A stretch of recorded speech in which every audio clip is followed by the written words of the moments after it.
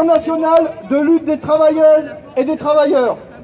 Partout dans le monde, les salariés résistent contre les multinationales qui ne connaissent aucune frontière pour exploiter les êtres humains et la planète.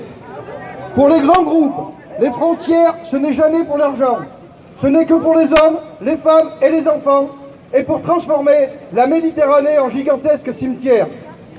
Cette orientation libérale au service des plus riches et du chacun pour soi construit le terreau des populismes et de l'extrême droite dans toute l'Europe. Il est de notre responsabilité de combattre la stratégie de ceux qui cultivent la division du salariat. C'est pour cela que nous nous battons pour une Europe sociale et solidaire plutôt qu'une Europe de la finance et de la concurrence. C'est par la justice fiscale et sociale que nous ferons reculer les propos et les idées xénophobes, sexistes et racistes. Le président des riches nous a expliqué jeudi dernier qu'il n'a pas fait fausse route. Ce qu'il revient à dire à toutes les personnes qui manifestent depuis des années ou des mois, circuler, il n'y a rien à voir. Ce n'est pas le travail qui coûte cher, puisque c'est notre travail qui crée les richesses. Et Macron l'a bien compris, en voulant nous faire travailler toujours plus et gagner toujours moins.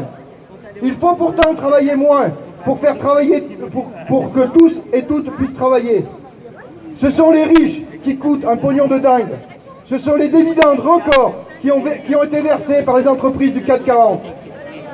De l'argent, il y en a, et il y en a même beaucoup, puisqu'ils sont capables de trouver 1 milliard d'euros en 24 heures pour Notre-Dame, mais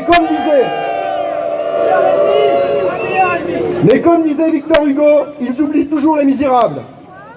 Ce sont ceux qui ne payent pas l'ISF et fraudent les impôts justes en plaçant leur argent dans les paradis fiscaux qui font mine de charité, jamais de solidarité. Ceci doit nous encourager à revendiquer des augmentations de salaires et de pensions, pousser à l'arrêt des suppressions d'emplois dans la fonction publique. Sans fonctionnaires, pas de services publics. Et les services publics, c'est la richesse de ceux qui n'ont rien. C'est aussi le cas de notre protection sociale. Ils veulent remplacer la carte vitale par la carte bleue. Et maintenant, ils s'attaquent à notre système de retraite par répartition et intergénérationnel, qui est le ciment de notre pays. Exigeons une retraite à 60 ans et à taux plein pour tous et toutes. Aujourd'hui, journée internationale pour le droit des travailleuses et des travailleurs.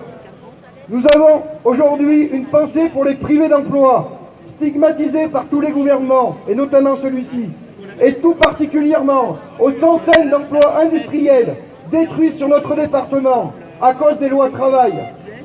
Que Macron et son gouvernement aillent expliquer aux salariés de Défimode, de Chénet, de Copirel, de Cofinobois que faciliter les licenciements, ça crée de l'emploi.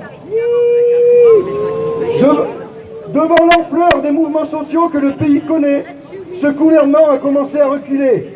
Il a concédé certes que des miettes, mais les manifestations les font vaciller. L'unité syndicale les fait trembler.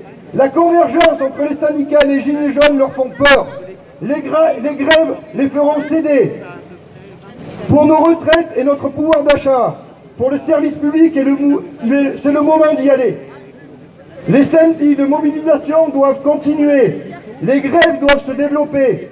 Et tout particulièrement le 9 mai, dans l'unité syndicale, pour le service public, partout et pour tous. Vive la lutte, vive l'unité des salariés, vive le 1er mai.